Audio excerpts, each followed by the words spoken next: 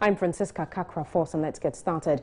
The New Patriotic Party NPP for Ablekuma West, Esla Owusu-Ekuful, has taken a swipe at her colleagues who do not contribute to debates in the lawmaking chamber.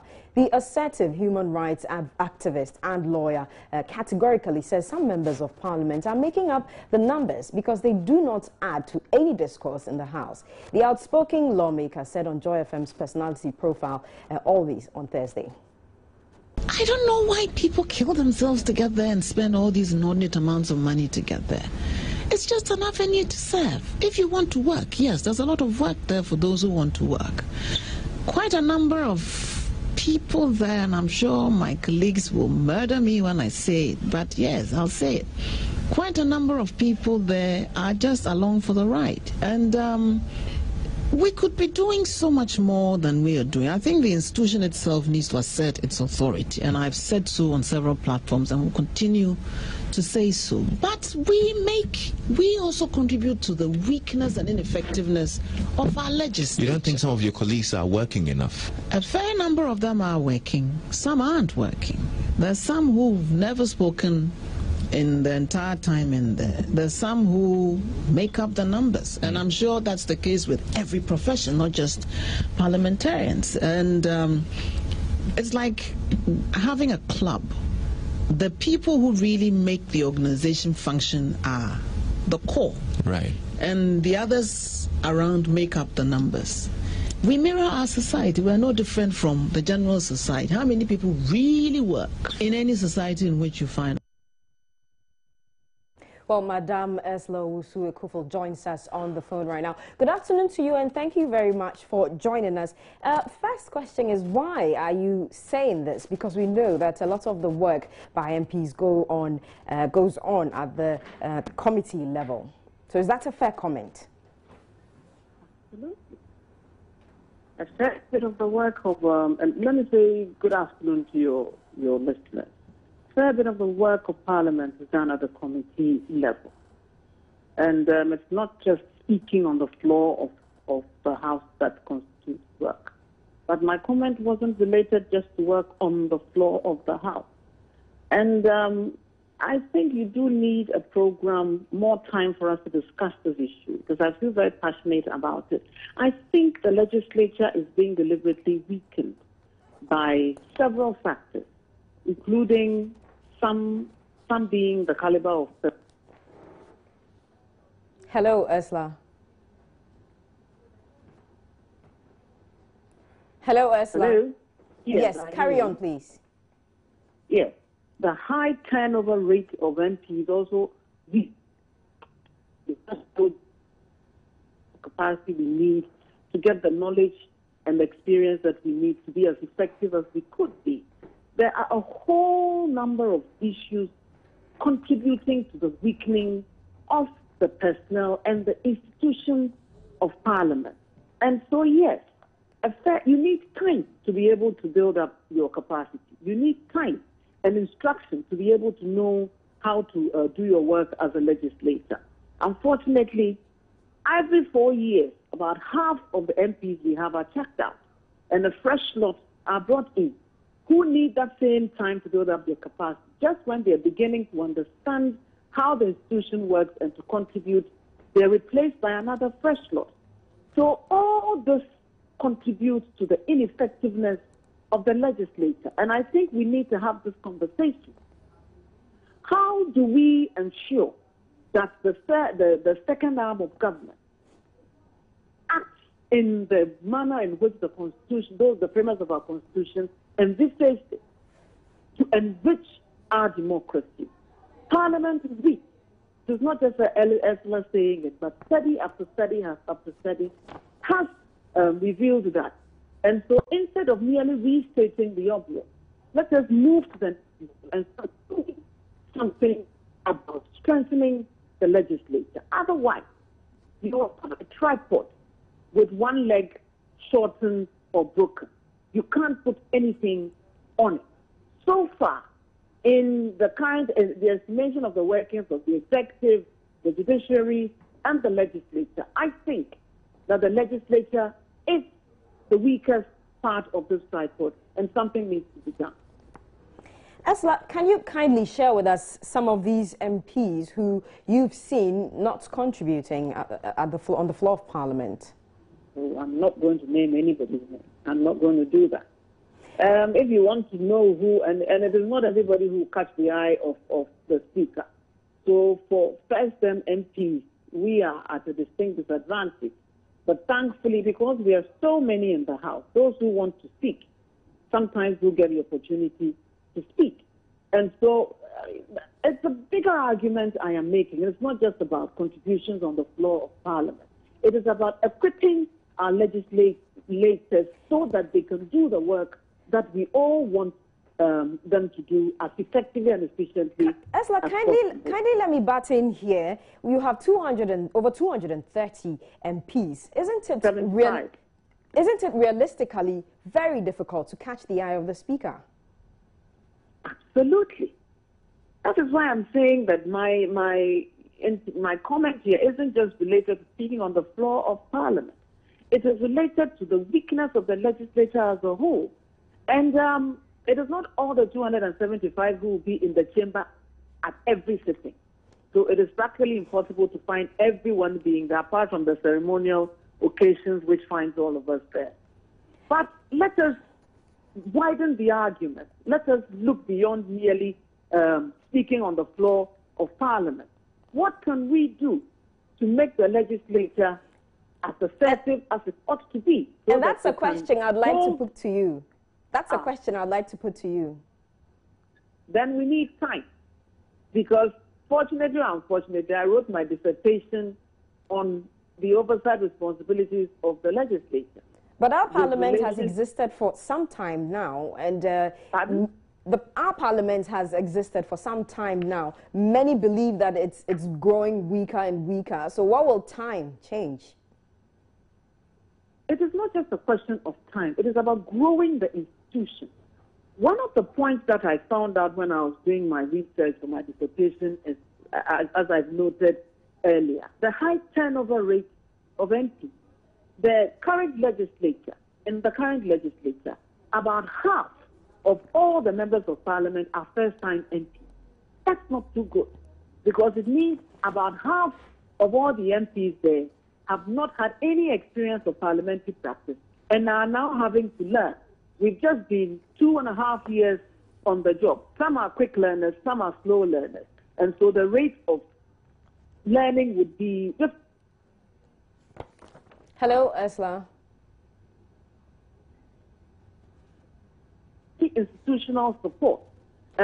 We have clerks who are supposed to help us, but some of them are also, because of the manner in which committees are even composed, the committees also experience a high turnover rate, including the clerical support staff who are also changed. So those who should have the institutional memory to assist the MPs to do the work themselves may not even have that memory because they are also new to that committee. It is a huge problem. Financially, Parliament itself doesn't have the resources to also build the capacity of its members as it should by giving them the requisite training in whatever committee they find themselves in to be able to understand the issues there and contribute effectively to holding whichever sector ministries they are exercising oversight over. Very well. Very well, Esla. I'd like to get an understanding. You're talking about the weakness and many other issues concerning Parliament, but how do we address this? Are you saying that fresh hands shouldn't be sought? How do we get experience if we don't give the fresh hands an opportunity? We need to have a balance between injection of fresh blood and retaining of experienced hands in the House. So far, we're not doing too well in that respect. And the high turnover rate is affecting the capacity of Parliament. It is an issue that we need to find a way to address. And that involves letting all the parties understand that it's a problem. And so we need to do something about it. Okay. Even if fresh hands, we're having this injection of fresh blood, then we should have a system in place whereby they would be given the requisite training to be able to understand parliamentary practice. Apart from the 1-week orientation that all MPs got at the beginning of this the current parliament. No other training program has been given for parliamentarians as a whole, even though some have gone on specific courses by and large. Esla, can I put a pointed question to you? You've been in parliament for a while. Why now? Why are you now telling us all of this? You just called me to ask me about it. I have been talking about it both on the floor and off parliament for a while. I'm asking why you haven't raised these issues all of this while. But we have been raising it. You haven't been listening. Maybe this is an opportune moment for us to begin this conversation. If you recall, NCC had a forum at the Kofi Annan Center not too long ago to outdoor a report that they had conducted into legislative oversight. These same points were made by the majority leader, the minority leader, and by the whip. And even Freddie Blair made that point. Very well. Esla, I'm sorry I'm running out of time, but very quickly, what are you expecting the leadership of the House to do about this? It is not just what the leadership of the House can do. It is what the entire nation can do. If we value the Parliament as an institution, then we need to equip and strengthen it so that it can perform its role effectively. So far, we haven't done that. So it is a question for the executive, it is a question for the political parties, it is a question for the legislature, a question for the media, it's a question for civil society and all of us. So it's an all-hands-on-deck approach. Thank you very much. We really appreciate your time here on News Today. That's MPP MP Esla Owusu Ekuful. We'll stay with the New Patriotic Party because they are insisting that a new voters register should be created to ensure a free and fair election in 2016. According to the Member of Parliament for Upper Dintra West constituency, Benjamin Kofi Boakye, the arguments by the National Democratic Congress on the cost implication in compiling a new rule will not wash. He says the MPP is not moved by the NDC's mockery of its decision to register their concerns with ECOWAS. We presented our materials to bring pressure to bear on the government of Ghana and the Electoral Commission to do a new voters register for the 2016 election. Well, we found out some new photographs in Accra constituencies, even as far as Bantama. So we are compiling all these to the ECOWAS chairman in Senegal, copy to the president of Togo, Faure Eyadema. And then we take one to President Buhari of Nigeria. We are taking one to President Buhari of Nigeria because recently in his United States tour, he met the Institute of Peace in Washington and told them that no, there's nothing like internal democratic issues here. You see, just, I think, is it this year or last year, when our president was the ECOWAS chairman. He didn't say that. He didn't say that. You see, they had a problem in Togo with regards to their own register. And our president was there. He went there and advised them to compile a new register. I want you to read in his capacity as... this statement, read it and see. In his capacity as the ECOWAS chairman. The same president, NDC's presidential candidate, and they're having problem with us going to ECOWAS to have our issues discussed. He's talking about then taking the country back to colonial masters, when even our budget, we go there. You take your budget to IFC for credibility. I know.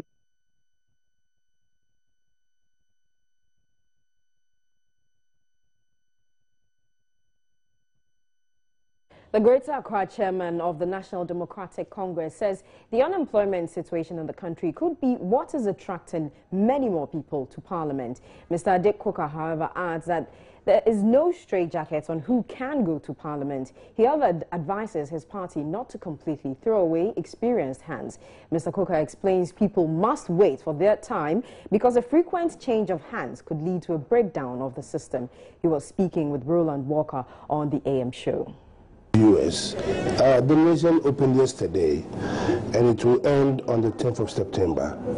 And thereafter, we then have to take the relevant steps to see who is qualified or not. Then the vetting process will take place, and then we'll have to send a report to the national for the functional executive to vet again the aspirants, and then that is where they will give the green light for those who have qualified to be duly confirmed as aspirants to go and contest the parliamentary seats. We have personalities who have expressed interest in picking up nominations countrywide. It's getting interesting. Yes. You see, I feel that you need the youth to come in at a certain stage, but also it must be managed. Because if you're not careful, you end up throwing away experience. And when you throw away experience, you are doomed. And that is what, as a party, we should be looking out for, you see, because we need experienced hands on board. And I don't know why all of a sudden everybody wants to go to Parliament. And I believe probably it's the unemployment situation that's allowing a lot of people to want to go to Parliament. I think that Parliament is a place that you can make a career, but it depends on your ability. And if you're not careful, right, as a nation, in both political divide, we end up throwing away very experienced people who have to manage this country. You see, transition is a gradual process. It's a gradual process. But Incumbent Member of Parliament for the Ahanta West constituency of the Western Region, George Kwame Abuaje, has picked his forms to once again contest the Ahanta West seat following the opening of nominations. The Member of Parliament, who was the first candidate to pick the forms, has expressed confidence in retaining his position following what he describes as his achievement of bringing more development to the constituency. William Benjamin Peters has been following this story and joins us on the phone. William, good afternoon to you. Tell us more. Who else has been picking nomination forms?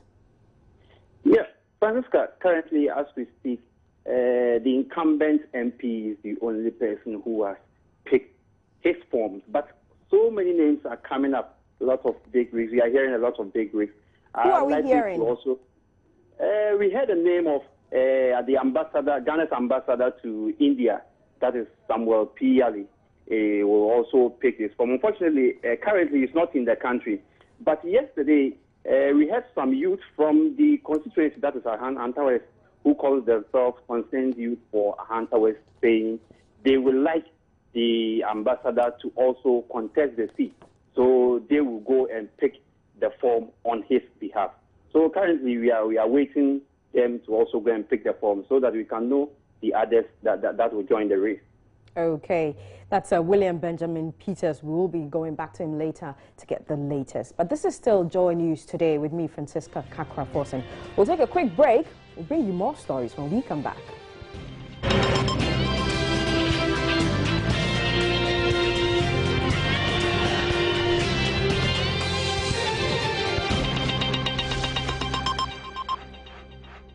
Welcome back to Joy News Today on Multi TV. Ghana's national security apparatus has been advised to move away from its over-reliance on secrecy and adapt a more open method of operation.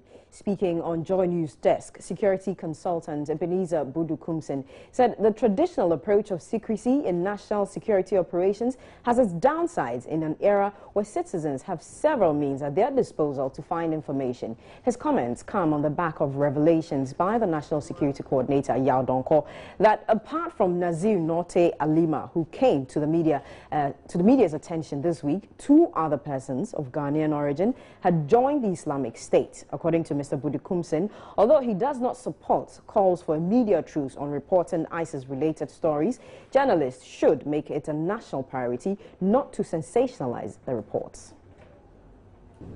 I guess it's going to be difficult. It's not going to be easy. It's going to be difficult, but not impossible, because I guess there is an internet expert who can some of these sites, and I think some of these sites might be known, and but it's not going to be easy, especially in this information age when we have the young people way ahead of the older generation. But it can be done because it's being done in other jurisdictions.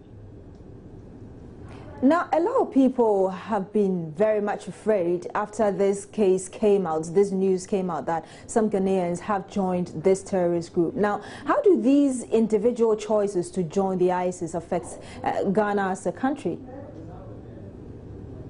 Well, repeatedly we've said that Ghana cannot behave as if it's an island on its own or somewhere else. ISIS has become an international scourge.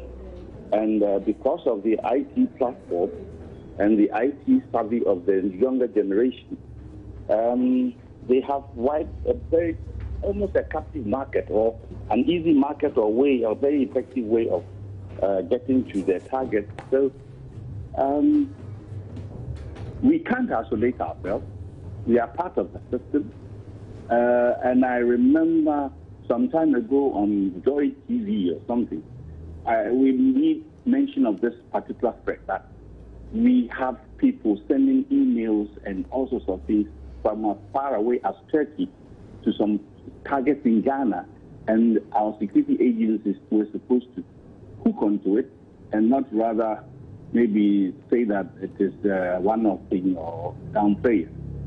Yes, some security experts say that the media could be blowing this whole issue out of proportion. Do you agree? I do not agree. I do not agree because all too often the excuse of secrecy keeps us uninformed and also covers the gaps and incompetencies and all sorts of irregularities in the system. The public cannot be kept dumb.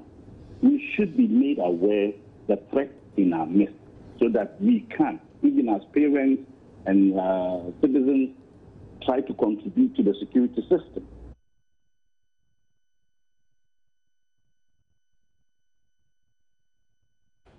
The district-level elections scheduled to come off next Tuesday have suffered another setback. A high court in Kumasi has granted a limited injunction following an application by a disqualified aspirant, Kwame Kakari, who is aspiring to be assembly member for the Insheso area in the Ashanti region. He spoke earlier to News Desk on the issues and the way forward.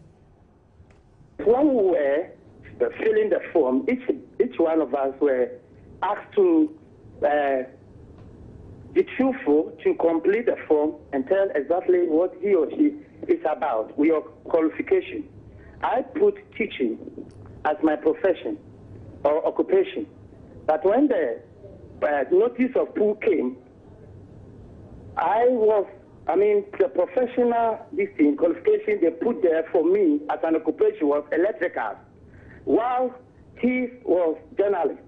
And then that other man with us was also security. Now, looking at these qualifications, if you are to base on your election on the notice of pool which the commission brought, anybody will go for journalist.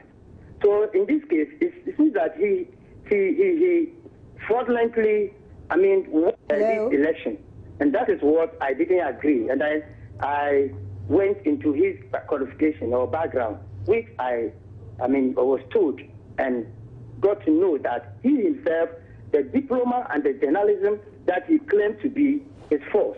And that is my concern. Listening to you, you're saying that he knew if he puts the information that he was a journalist on the paper, people on the form, people would vote for him. What would you say to people who would accuse you of doing this because you're afraid you would lose the elections? No. For the election,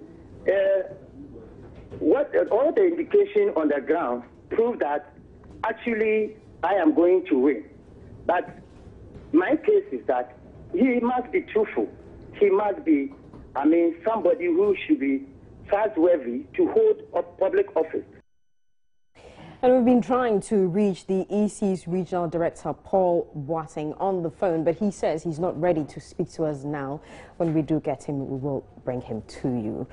Now, as we count down to the district-level elections on September 1, residents of Accra Newtown say the aspirants with the best plan to solve their sanitation problem will win their votes. The residents say the best plan to deal with sanitation in the area will win the votes in the upcoming district-level elections. The much-awaited District Assembly elections is expected to take place in September 1. We all know that the Supreme Court had earlier ordered the Electoral Commission to suspend the District Assembly elections after one aspirant took the EC to court. Now that the EC has clearance to go ahead with the elections on September 1, we would want to find out from community members whether they still have interest in going ahead to vote. Today I'm here at Accra Newtown to interact with some members of this community to find out from them exactly what they make of this elections. Good morning. Oh, morning. Okay, can you give us your name, please? My name is King. So tell me, what do you look out for when you're going to vote for someone? Oh, actually, the one I'm going to vote give is like, especially this our area. You know, we don't have any equipment for this area sometimes, especially this gutter. This is our gutter too.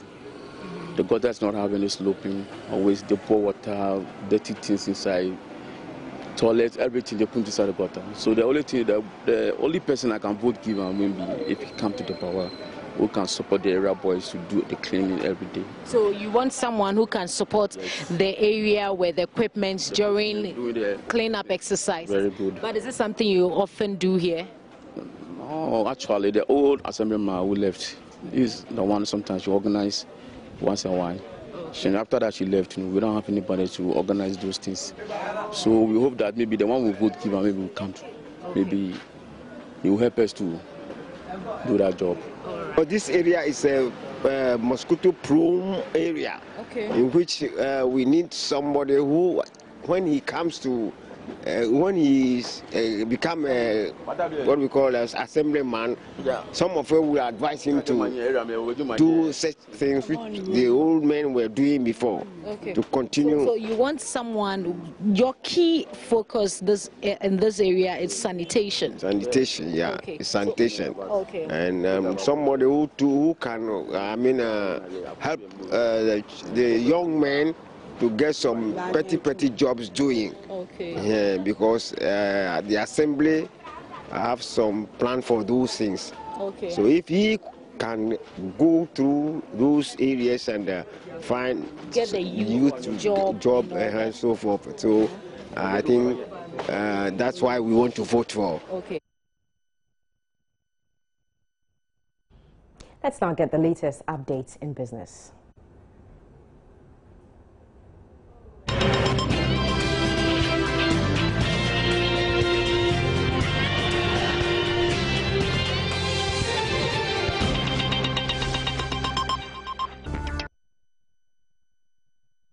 Welcome. All may not be lost for the over 700 workers of destination inspection companies bound to lose their jobs due to customs takeover of destination inspection at the ports from Tuesday.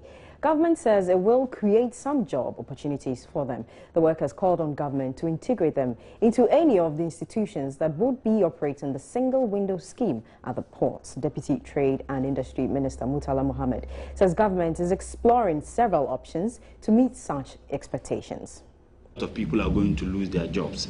Yes, we appreciate and we are so much concerned. But the argument is also that you knew that this thing was going to stop at some point in time. What do we then do? And I think that there are a lot of discussions that government is having to see how best those people can be wired. Can be given some engagement. So government is not just saying that, okay, we are taking something that is supposed to be done by customs.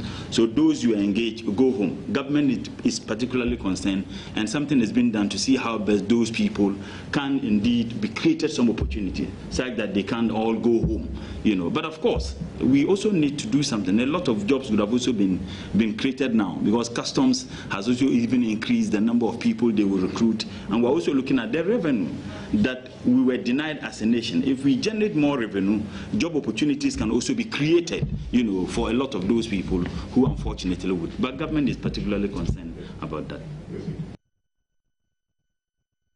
But until government takes definite action to re-engage the affected workers, they will be jobless from Monday. Joy News business editor Emmanuel was in the offices of the Ghana Link Network Services, one of the 5 destination inspection companies, to engage some of the workers who may lose their jobs. Ending this month, we are going home, and we don't know our fate yet. We have siblings, we have dependents. Some of us Personally, I hold masters in port and shipping administration, such a specialized skill. I'm wayward. I don't know where I'm going to find work in this economic hardship in this country. It is not easy. This journey is very difficult. Where are we going to start from? How? The economy is very hard. I'm a family man. I have a wife and 2 children. So thankfully my wife works, but until I get a job, it means there's only one stream of income into the family. Basically, that's what it means. And I'm sure it means the same for almost every other person in the company. Because most of us are very young. Most of us joined this company from school. And so all the training that we've had has been specific in this direction. And so living here means starting all over again. And I don't know where we are going to start. My senior brother is dead. I'm looking after his children, about 6 of them. I provide their means, and then even the wife, the widow, I cater for the woman. So it means that all these people are going to suffer, including myself. Single parents, and we take care of our homes. So for us to be told to go home suddenly, that means what are you going to eat with our children? That's how bad it is. And for now, at my age, I'm not going to go around looking for jobs, because they're looking for younger people, maybe up to, they give you an age limit up to 35, 40. I'm about 50. I mean, who am I going to apply to? Go back to customs or to West Blue? I don't even know where their office is. Where do I go to? Ghana would, by the end of this year, have a comprehensive database on apprentices in the country. The database is expected to help shape government's policies towards the informal sector. The project, being coordinated by the Informal Sector Development Foundation, IDEF, was launched yesterday in Accra. About 80% of skills development in Ghana is done through traditional apprenticeship. These apprentices later form a chunk of informal sector workers in the country. However, there's currently no comprehensive national database that gives information on how many apprentices are churned into the informal sector. According to the Informal Sector Development Foundation, IDEF, it has become crucial for such information to be made available because of the contribution of the informal sector, which it says constitutes about 85% of the country's workforce to the economy. A data will give you an insight to know that how many of your youth in this country today are into apprenticeship. How many of them graduate every year from apprenticeship? So when you are formulating policies in trying to provide for their needs, you can be able to work out this based on availability of the data. It is done in elsewhere. You Google apprenticeship in Australia today, they will tell you the total number of youth in apprenticeship. But if you Google Ghana today, the total number of youth in apprenticeship, the computer might just crash, because there is no information out there to provide a comprehensive data. The project is receiving support from government. Deputy Chief of Staff Johnny Osekofi lauded IDEF for the initiative. When you have that data, then you could be grouping the various participants in the whole activity into their proper groups. Some may be clothes designers, but some have bigger establishments, some are just starting. Would you treat them the same? So that information that we have in terms of numbers, in terms of locations, I think it's something that we must support. The project would begin in the Greater Accra region. And that's it for business. Baba Tando joins us with the latest in sports.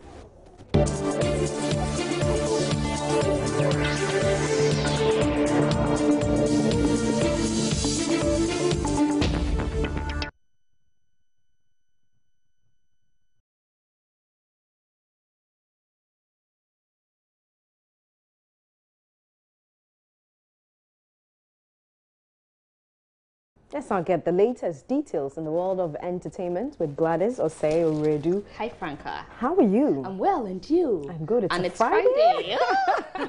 We've got plans. But I know you're going to talk about Sarkodie. He's been speaking about his grandmother.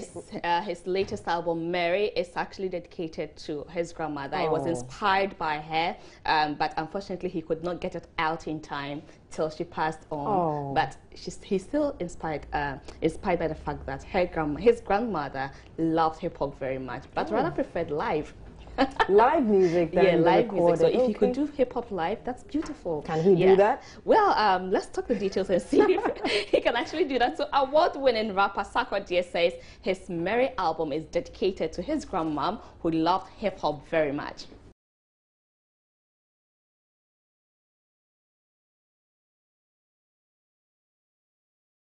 Veteran Ghanaian actor Dante Mensah has debunked rumors that he's quitting acting and going into ministry full-time. He has disclosed that he will pick up whatever roles that come his way so long as it is quality script. Is it true that you're stepping away from the movie industry purely for God's work? Not really. You know, acting is a passion, and I would definitely still want to act. Doing much more of God's work than in the movies, definitely. But I'm not ruling the movie out completely. No, I'm going to. My paramount,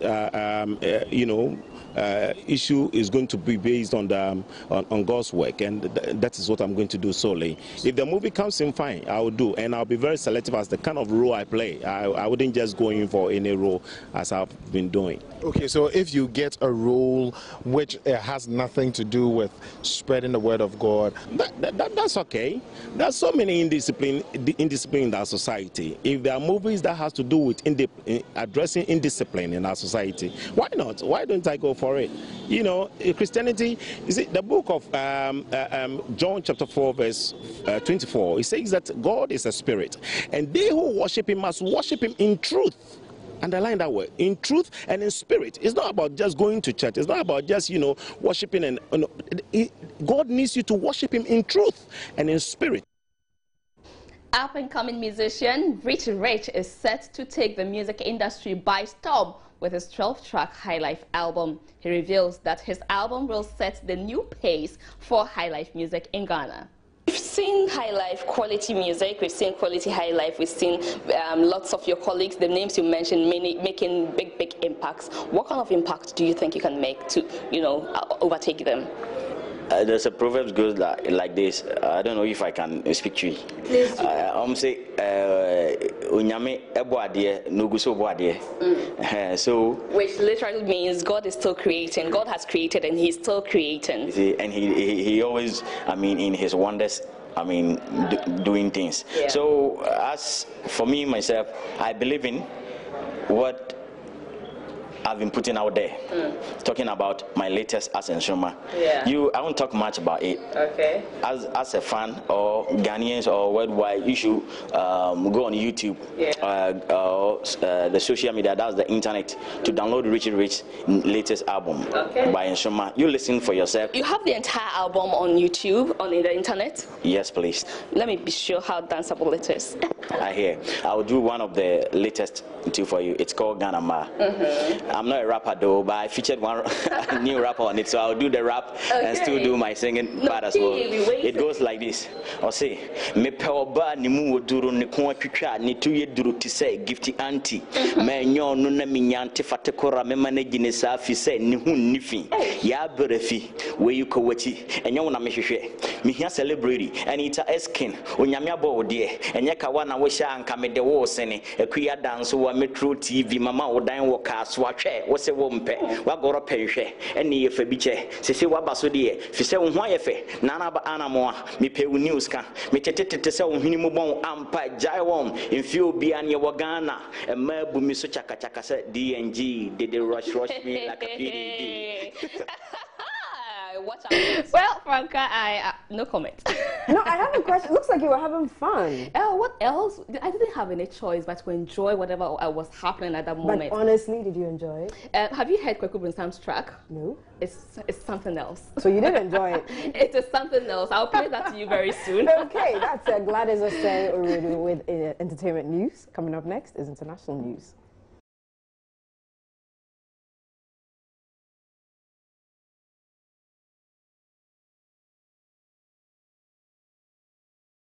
That's it for news today. You can go to myjoyonline.com for more news.